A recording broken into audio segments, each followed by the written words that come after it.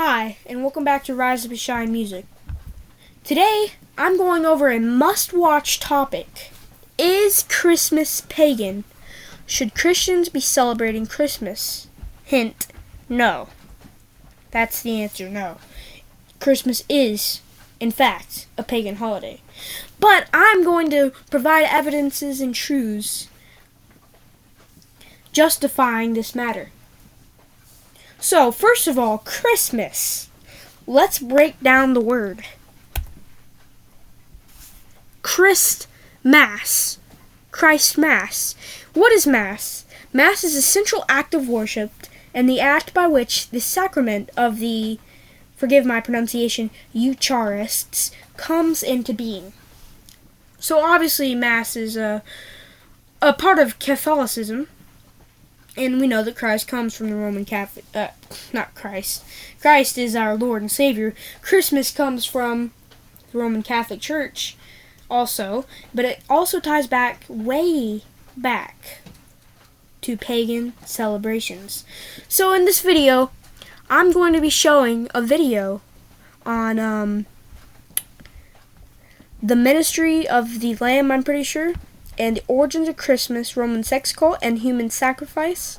I'm going to be playing this video for you today. It's 34 minutes and 53 seconds long. So this is going to be one of the longest videos on the YouTube channel. But bear with me, because this video provides many truths. But before I start the video, I'm going to go over a few things on my own, which most of the stuff I'm going to talk about is covered in the video. But let's start. First of all, you can look up on Google, is Christmas a pagan holiday? And generative AI will tell you itself. Christmas has roots in pre-Christian practices and culture, also known as paganism. It has roots in paganism. First of all, God didn't tell us to celebrate it, correct? And it has roots in paganism. That should be a no-no. But a lot of you need more proof, and that's why we're going to show you more proof. Christopher Columbus, explorer and navigator. He set sail on August the 3rd, 1492, and he discovered America along with other pioneers. But why did Christopher Columbus truly search for a new world? Well, the truth is, they were trying to escape paganism from other countries, such as England and Spain and, where they came from. Italy. Listen, they were trying to serve God, our forefathers. But right here, how long was Christmas outlawed in America? Did you know that Christmas was actually outlawed in America when they came? Of course it was, because they were trying to escape this stuff and serve God.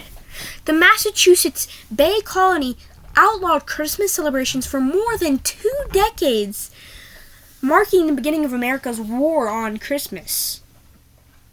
In 1659, the Massachusetts Bay Colony enacted a law called Penalty for Keeping Christmas. The law stated that such festivals as were superstitiously kept in other countries were a great dishonor of God and offense of others, and I totally agree. Anyone caught celebrating Christmas would be subject to a fine of 5 shillings.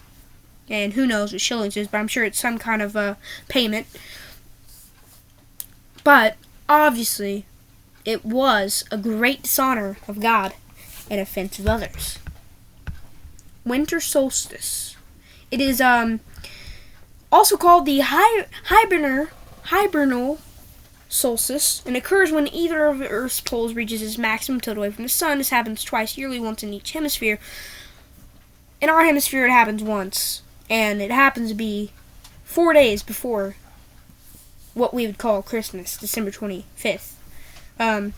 December 21st, and it varies because it's in the heavens, but it is also a celebration.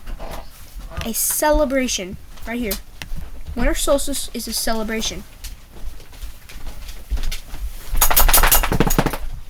Discover winter solstice and Yule. What is the winter solstice and Yule?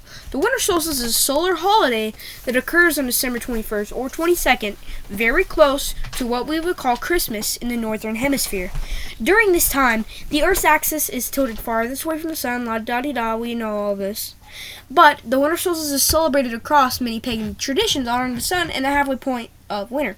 Yule was originally celebrated by the Norse and Scandinavian peoples. Depending upon the source, Yule was celebrated as a 2-month celebration beginning mid-November, a 12-day celebration starting on the solstice, or a 3-day feast beginning on the eve of the winter solstice, the 22nd, so it would have been ended at the 25th.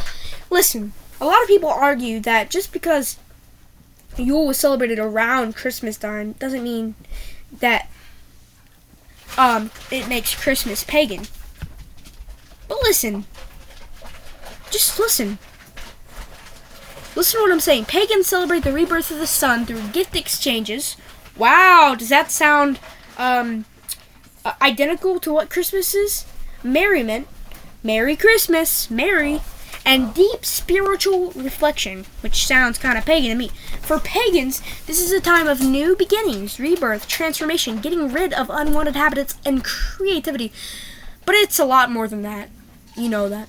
You know that the pagans go a lot farther. And I'm just going to explain this in a video that we're about to watch. But the symbols of Yule are evergreens. What? Come on. You pick a tree to bring into your house. And the evergreens are tall and they represent life, right? And you gotta pick the evergreens that, come on. The Yule log, a Yule tree, mistletoe, holly, wreaths, and bells. The colors of Yule are white, green, red, gold, and silver. The Yule tree. Come on, folks. What does this look like right here? What kind of tree does this remind you of? This is a pagan tree. This is a pagan tree, and this looks identical to a Christmas tree. Would you not agree? You got the Christmas balls, you got the lights. Oh, where's the star at? You're just missing the star that they added on to make it look like they were celebrating the star that was up in the sky. That, made it kind of identical to Christmas. Listen, what they did. Look at Constantine. Constantine lived much of his life as a pagan. He was probably celebrating Yule log, and then he supposedly converted to Christianity, and so he wanted to take this pagan festival and twist it a little bit to make it Christian and acceptable by the people. So yeah, that's just crazy. And right here, they're going on saying, you're going to need clear fillable plastic ornaments, ornament hooks, spell components that are going to look too good, and glue. That looks like a lot of things people have back down in their sheds for their Christmas tree.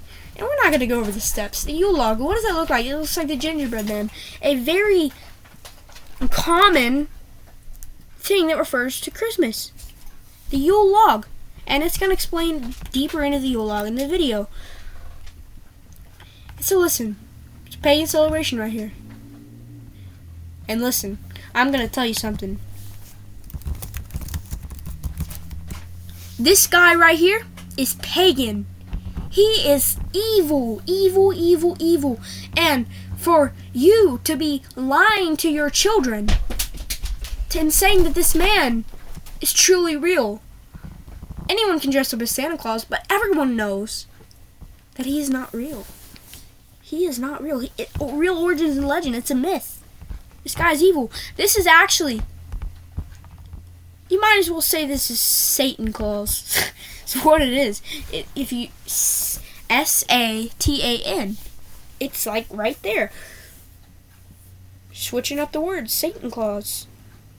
And there was a Disney movie that talked about Santa, and they had the children and they had the letters and they asked, you know what it said? It said Satan. It said Satan.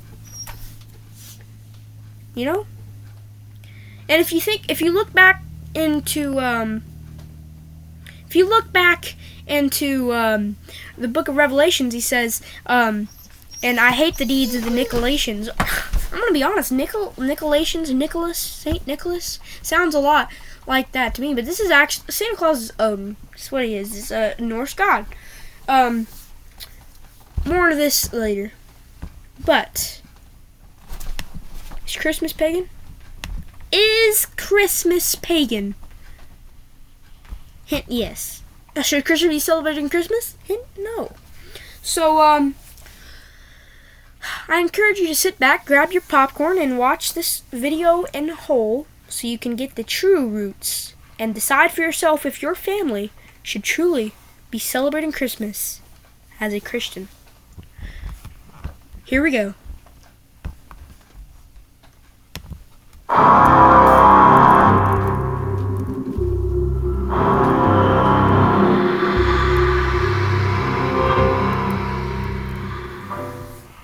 It has been called the Day of Days.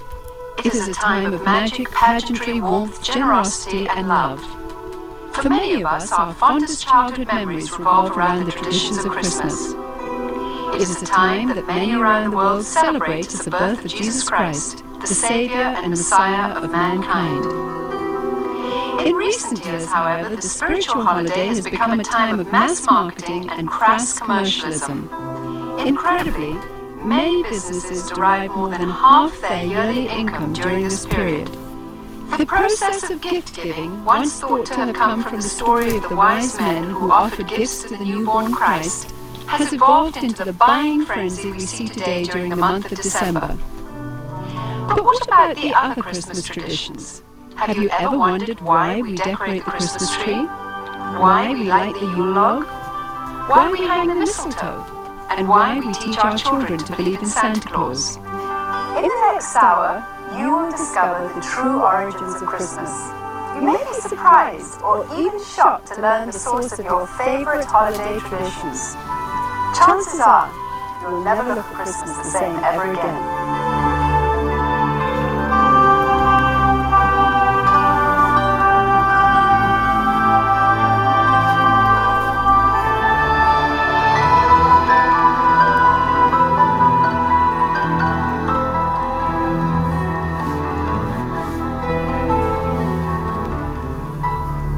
In the Northern Hemisphere during late December, the days are at their shortest lengths, and the nights are at their longest. For those of the pagan world, this has always been the greatest time of the year to celebrate and practice the works of darkness. The pagan calendar identifies this period as the winter solstice. It was during the pre-Christian midwinter pagan celebrations of Scandinavia's Norsemen where today's Christmas traditions began. As a means of honoring the pagan sex and fertility god Yule, a 12-day celebration during the month of December was inaugurated. A large single log considered to be a phallic idol was lit on fire and kept burning for 12 days. Animal or human sacrifices were offered in the fire on each of those days. Wild, delirious reveling accompanied the daily sacrifices as drunken participants defiantly strove to make contact with spirits. 1,000 miles away in pre-Christian Rome, celebrants were paying homage to their own gods during the winter solstice. Witchcraft traditions hold that a number of pagan gods were given birth during this period, including Dionysus, Attis, and Baal, chief male god of fertility and licentiousness. Another pagan god from Persia, identified as Mithra, was said to have been born specifically on December 25th. Mithra was the god of the unconquerable sun, the god of the light between heaven and earth, worshipped at that time by an influential Roman cult. His birth symbolized an end to the long nights and a return to the dominance of the sun. During the month-long winter solstice celebration, courts in Rome were closed. Any and all crimes were allowed. Homosexuality, cross-dressing, and uncontrolled debauchery reigned supreme. Rome's order was turned upside down. Even children were allowed to join in the drunken orgies as part of the Juvenalia celebration. By 270 AD, the Roman Emperor Aurelian had made it official, setting aside a 7-day period from December the 17th through the 24th, culminating in an exchange of gifts on December the 25th to celebrate the birth of the sun god. This Roman orgy to end all orgies later became known as Saturnalia, in honor of the god Saturn, the god of excess. Roman soldiers invading Britain brought with them their pagan orgiastic traditions. Upon taking root in England, Saturnalia became known as the Festival of Fools reigned over by the Lord of Misrule.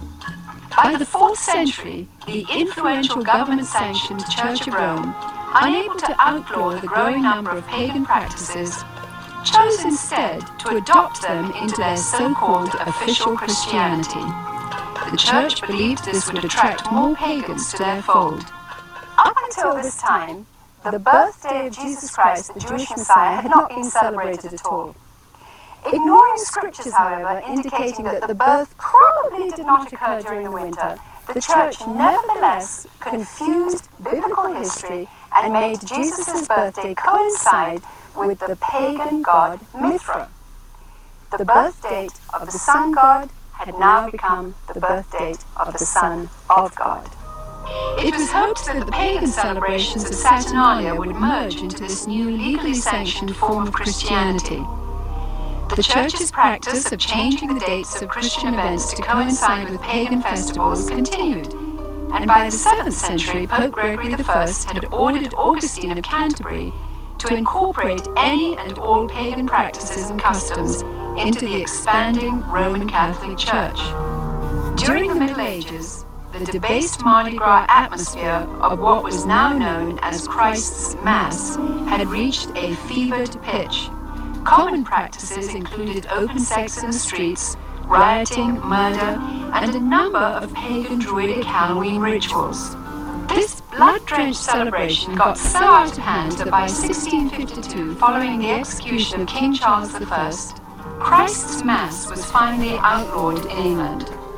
A religious reform movement began sweeping the country, led by Puritan Oliver Cromwell.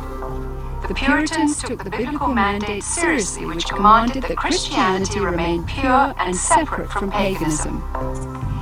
Despite their noble efforts, the celebration simply went underground, and by 1656, after only 4 short years under the ban, the public's demand for the legalization of Christ's Mass had become insurmountable. The appointment of Charles II to the throne restored England's monarchy, and with it the celebration of Christ's Mass. The Puritans had lost England, but they held high hopes for the new world. When the first settlers came from England, they were, for the most part, Puritans. They came here for religious freedom. They came here to be free to worship God without a hierarchy and without the corruption of the organized church that they had known before. And when they came with the clear knowledge of the danger of these pagan practices that had become so dear to the hearts of their ancestors. Following England's lead in 1659, the colonies of America had likewise outlawed Christmas. For 200 years, the clergy in New England battled to keep the riotous celebrations honoring the pagan god Saturn from infiltrating the New World. The Reverend Cotton Mather had warned in a Christmas Day sermon in 1712, "Can you in your conscience think that your Holy Savior is honored by hard drinking, lewd reveling, and by a mass fit for none but Bacchus or Saturn?" But the public's taste for sin and revelry persisted. In 1828, gang rioting during the Saturnalia-like Christmas celebrations got so bad that cities such as New York were forced to institute a professional police force for the first time in order to control the savagery. Christmas was not widely celebrated. In many places, Christmas celebrations were actually outlawed. And this was because of the attitude of many of the churches, who regarded it as primarily as a pagan celebration and as a reproach to the Lord. By the mid-19th century, American churches were the last remaining holdout in the war against the validation of Christmas. However, they too finally succumbed as a result of the efforts of the American Sunday School Society, who began advocating Christmas programs for children as a method of filling the pews. The Society argued that children could be taught about the birth of Christ through the reenactment of the Nativity. They also offered candy and treats to the children as a means of enticing families into accepting the holiday, despite its notorious history and blatantly pagan roots. The successful technique of bribing children with candy would later be used on an unsuspecting American populace in the effort to promote the acceptance of the pagan rituals of Halloween. I mean, come on. If you're gonna have start celebrating a holiday that supposedly has something to do about Jesus, then, you have to do that before you introduce, a holiday that totally introduces the practices of paganness. Come on. However, it was the work of England's most popular writer, Charles Dickens, whose ghostly 1843 book, A Christmas Carol, cemented the Christmas holiday in the hearts of Americans forever. Dickens' well-loved story made the pagan Christmas feasts, shining trees, glittering shops, and family warmth irresistible to those wanting to experience the holiday. Coming to America in 1867 to promote his work, Charles Dickens packed theaters as he read his story to cheering audiences around the country. A Christmas Carol gripped America and destroyed any final attempt to stop the evolution of Christmas. By 1875, the Puritans had been beaten, and by 1890, all American states had voted to make Christmas a legal holiday. Come on. Why do you think God is he's abandoning this country? This country, on our national motto, says "In God We Trust," but it's starting to look like that's becoming an unreality, I'd have to say.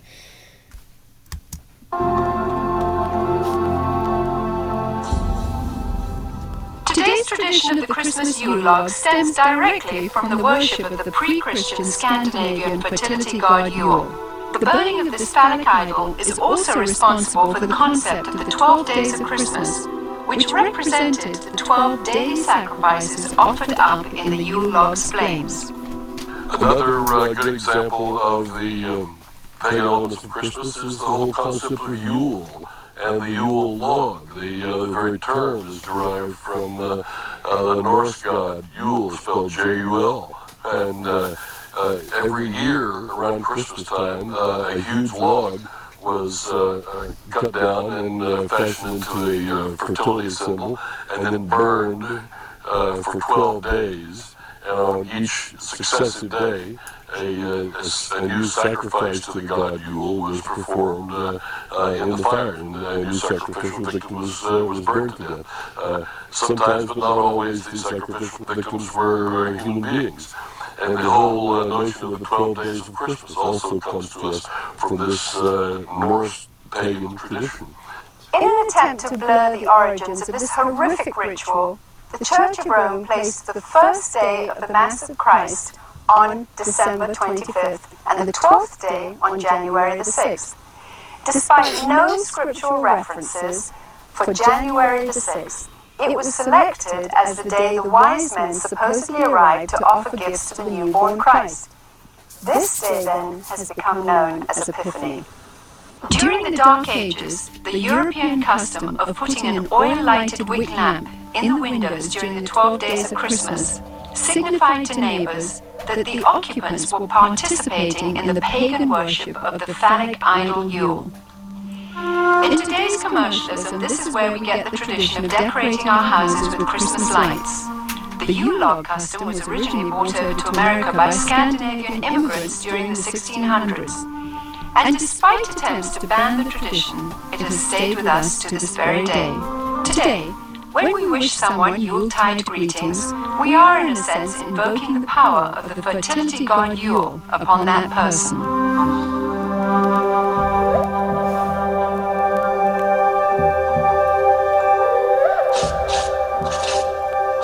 During the Saturnalia celebrations, holly and other greens were hung over doorways as part of a pagan ritual to ward off evil.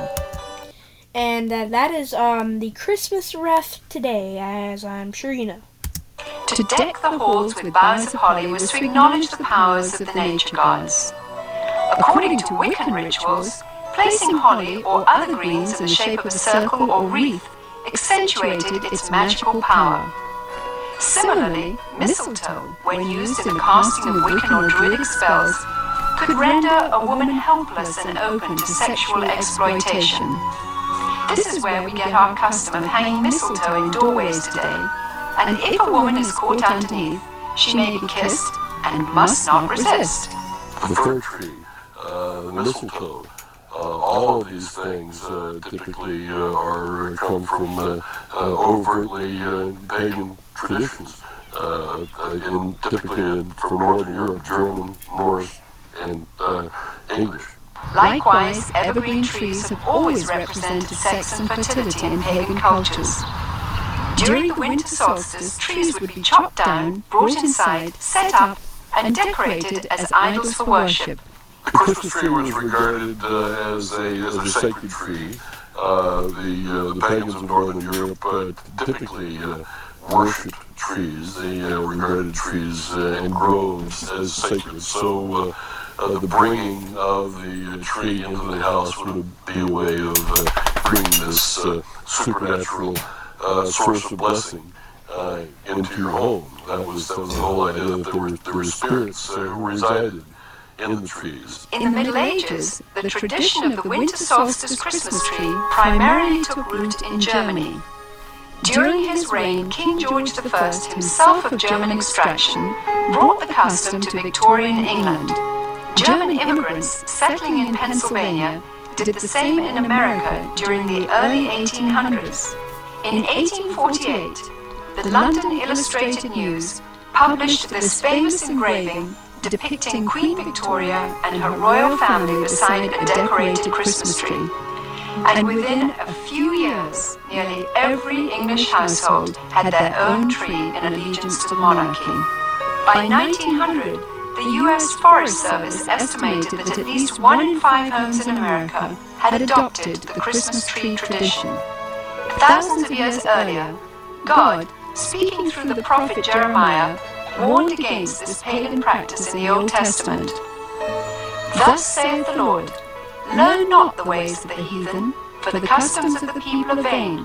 For one cutteth the tree out of the forest, they deck it with silver and with gold. They fasten it with nails and hammers that it move not. Be not afraid of them, for they cannot do evil, neither also is it in them to do good.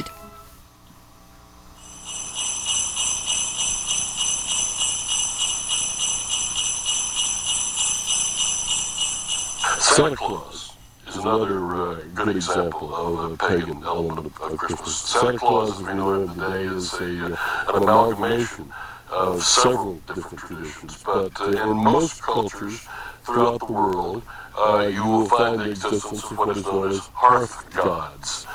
Gods who guard the hearth and the chimney and keep the fires burning and make sure the food cooks properly and the people are warm and what have you. And at a certain time of year, in the middle of winter, typically, the hearth god dressed in red will come down the chimney to reward those who have pleased him during the course of the previous year and to lay curses or hexes or other forms of punishment upon people who have displeased him. The concept of Santa Claus has had a long and winding history with a number of diverse cultures contributing to the composite character we have today. Beginning once again in Scandinavia, Santa's original incarnation was in the form of Odin, the pagan god of thunder, a tall fellow with a long flowing beard who inhabited the spirit-infested Nordic forests. Odin would travel the sky during the winter solstice, deciding who would die and who would prosper. Most believers were frightened of this particular time of year. In England, Odin eventually evolved into Father Christmas, who, crowned with sprigs of holly, traveled to the countryside getting roaring drunk as part of the Festival of Fools celebration. Frequently, he would be accompanied by a horned goat, ironically the biblical symbol of those who reject the salvation of Jesus Christ. According to the traditions of the Church of Rome, there was a Turkish bishop named Nicholas, who hailed from Myra in Asia Minor during the 4th century. He was known as the patron saint of seafaring men. Over the centuries, as the legend began to unfold, it was rumoured that St. Nicholas had actually captured the devil himself, put him in chains, and made him his personal servant. Recognized in various cultures as Krampus, Beelzebub, or Zwart Piet, Black Peter, this assistant of St. Nicholas is best known by his German name, Nacht Ruprecht. Described as a hideous horned creature, the servant Ruprecht was a dark and sinister figure who stood in stark contrast to the saintly Nicholas. Somehow Father Christmas's companion, the horned goat, had metamorphosized into the foreboding horned devil called Ruprecht.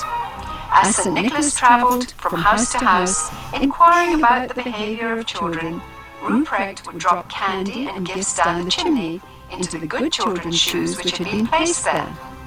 It was from this story that we get our tradition of hanging stockings on the mantle at Christmas time. If able to recite a verse or demonstrate a skill for St. Nicholas, the child would receive a gift. If unable to remember a verse, or if the child had been bad, he or she would receive a switch or a whip. Ruprecht also carried a large sack which he would frequently use to haul away the really bad boys and girls. As more and more Christian churches began combining the pagan rituals of the winter solstice with the celebration of the birth of Christ, emphasis on St. Nicholas's role began to shift. Some cultures began to downplay the role of St. Nicholas, but surprisingly retained Ruprecht. Eventually, Nacht Ruprecht was made the companion and servant to the Christ child himself. In this scenario, the devil is actually given the title Weihnachtsmann, or Santa Claus. 19th century writer Theodor Storm, in his story about Nacht Ruprecht, even goes so far as to describe the switches given to the children by Ruprecht as tools to be used in sadomasochistic rituals. Soon, the image of Ruprecht would fade from the Christmas tradition, but not his sadistic influence. Many of the early depictions of Santa Claus portrayed him not as a jolly gift giver, but of an unfriendly disciplinarian complete with a ready switch or whip. One of the problems with the Christmas gift thing for children is that it really is a religious teaching, a wrong religious teaching, because it teaches them that if they're nice, they get the gifts. If they're naughty, they don't. Or in my case, I was taught that he would leave us a bundle of switches.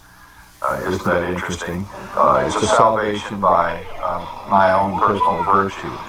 But there's a second thing wrong with it, and that is that they're going to get those gifts whether they're naughty or nice, because most parents love their children and wouldn't dream of, quote, ruining their Christmas. And they're not going to ruin Christmas. They're going to give those children gifts anyway. And sooner or later, those thinking children are going to realize, I wasn't very nice, but I got the gift anyway.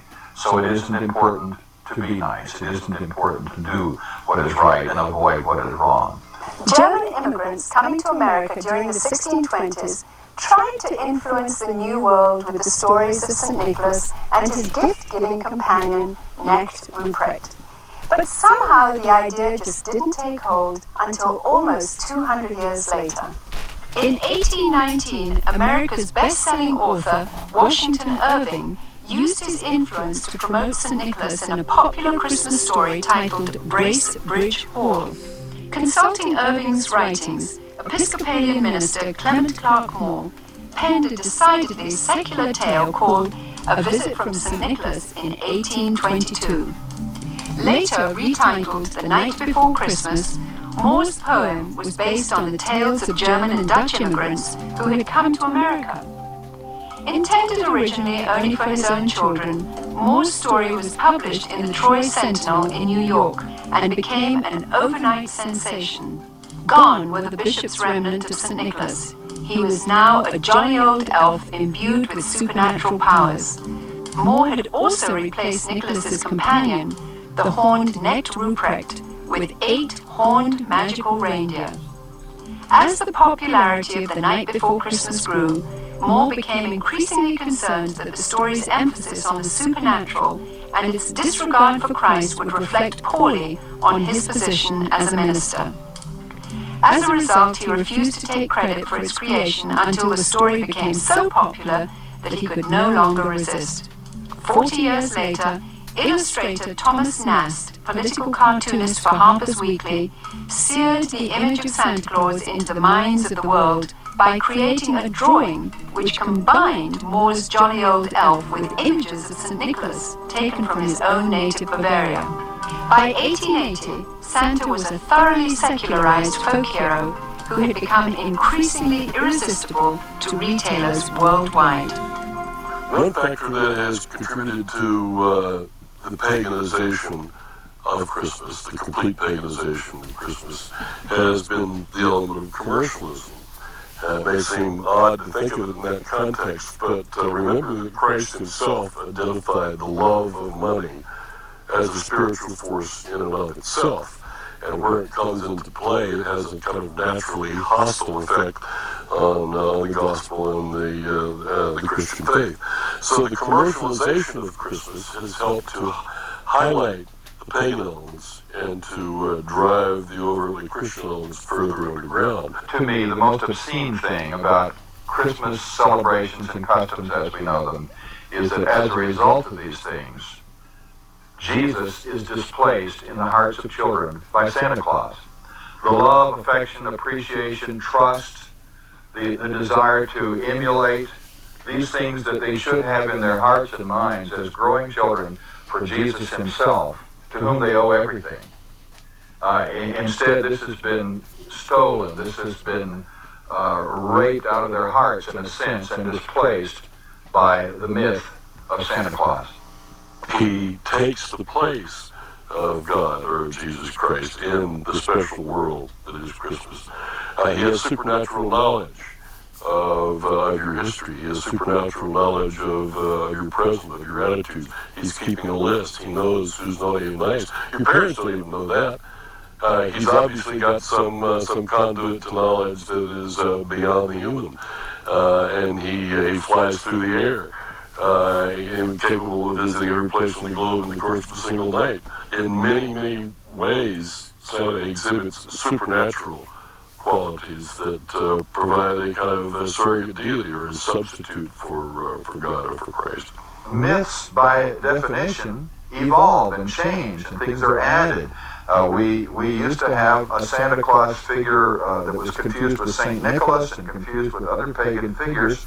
And then somehow he evolved through the drawings of Thomas Nast and others into what we see today, but he had a sleigh with 8 supernatural reindeer that can fly. And so the Christmas traditions that are pagan continue to change. But the truth of Jesus, the truth of the Incarnation, the truth that the Word was made flesh and dwelt among us, never changes, never will.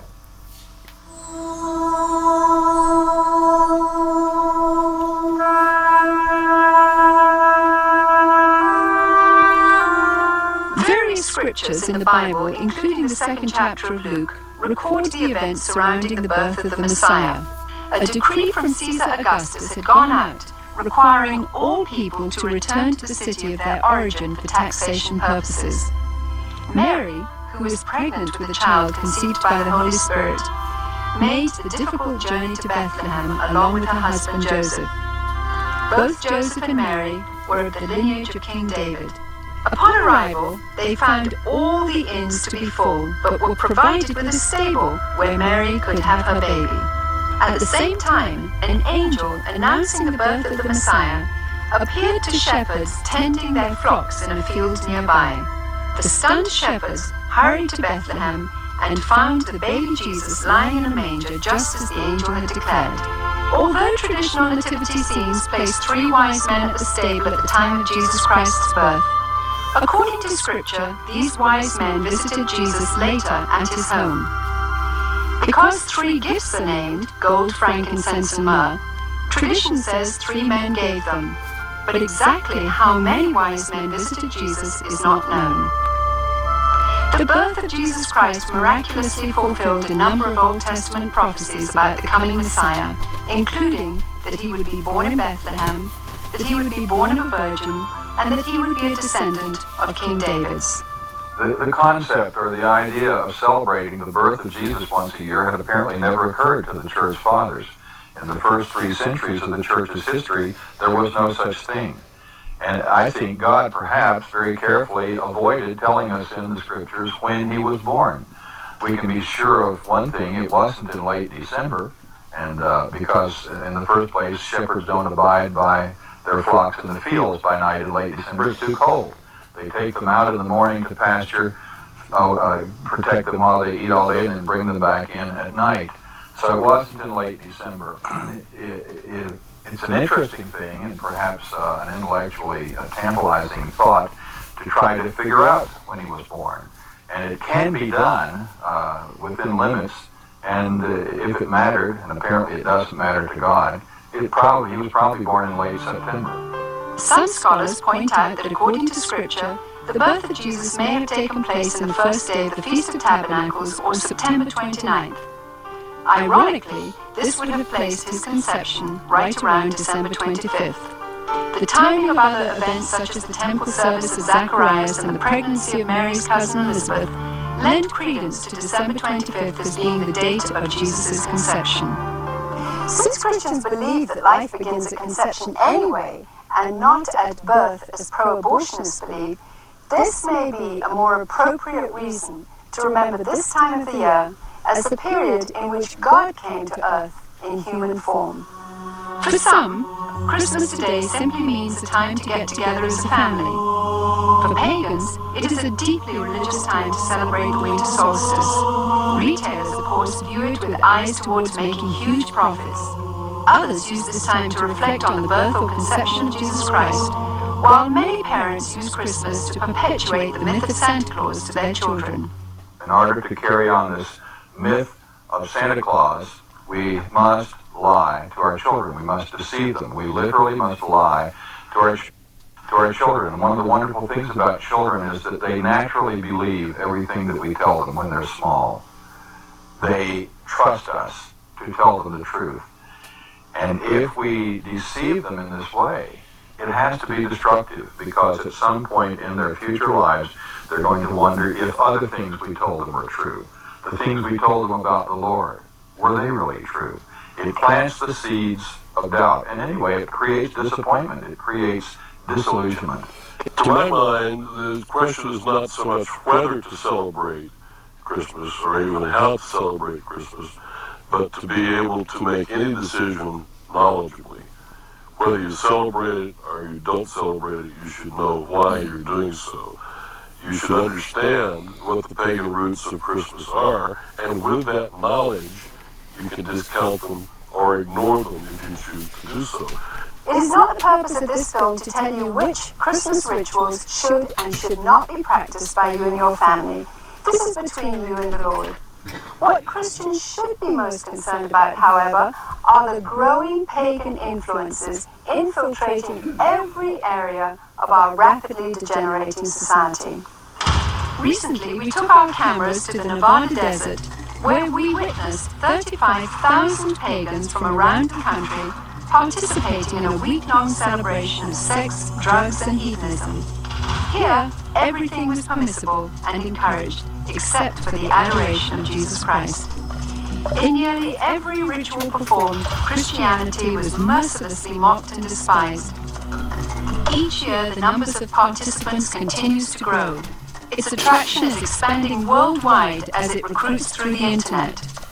It is sobering to witness what could be the wave of the future unfolding before our eyes.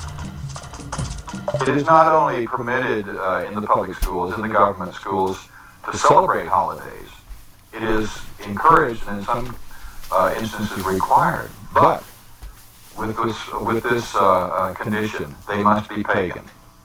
They must not be Christian. And Christmas time, they're certainly encouraged to put on Christmas programs and Christmas plays.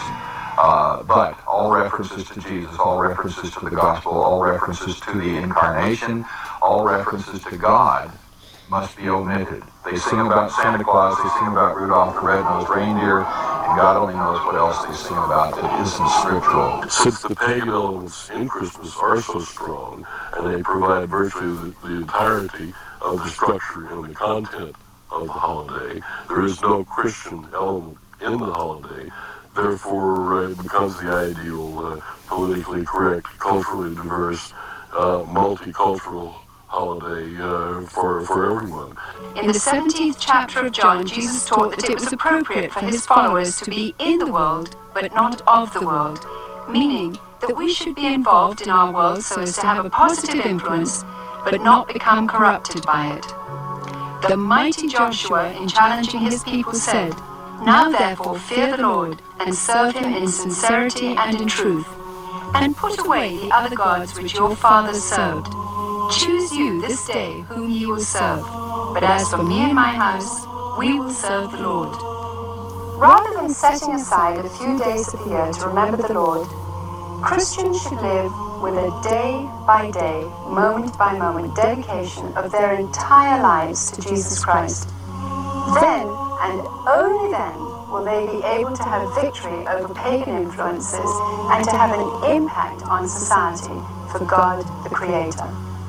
To those with a heart for evangelism, Christmas time provides a wonderful opportunity to tell others about the true gospel, about God's plan of redemption, and the real purpose for Jesus Christ entering the world.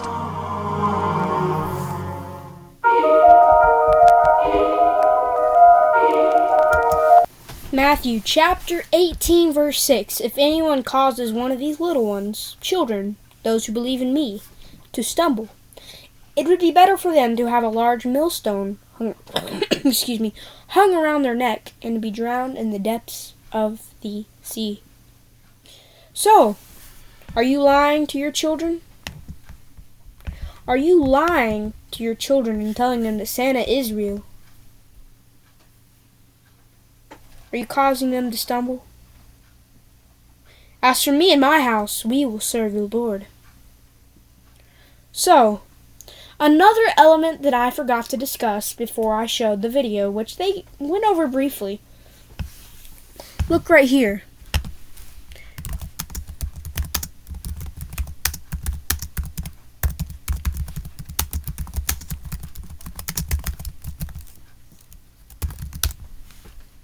Retailers make $957.3 billion US dollars just in 2023. According to Forbes, retailers in the U.S. can expect to make $1 trillion from Christmas sales, which is about 1/4 of their yearly profits. Wow. I've got 2 Bible verses, and one they went over right here. 1 Timothy chapter 6, verse 10, "For the love of money is the root of all evil, which, while some coveted after, they have erred from the faith and pierced themselves through with many sorrows." Loving money is going to lead to many sorrows, because if you don't have money, then you're going to want it, and you're going to lust after it, and you're going to covet your neighbor for the money that they have. And listen, a lot of money, wouldn't you say? $1 trillion, like 5 times more than the richest person in the world has, is made from retailers. The other verse I'd like to discuss is 1 John chapter 2, verses 15. "Love not the world, neither the things that are in the world. If any man love the world, the love of the Father is not in him." I would say Christmas is of the world. Would not you? Even people who don't believe in Jesus and they just do it as Xmas, it's of the world. And I don't want to have any part of the world, because I want the love of the Father to be in me. So what do you think? Is Christmas pagan? Should you be celebrating Christmas in your home? I know that I'm coming to you making this video at the late end of the day, so I'm sure a lot of you have already started the celebration process. But if this video has truly convicted you, I would truly think about repenting and doing a 180 turn and going the other way. And that's all I have to say today, folks. The choice is yours. Serve the Lord or not serve the Lord. Alrighty. Have a good day. Bye.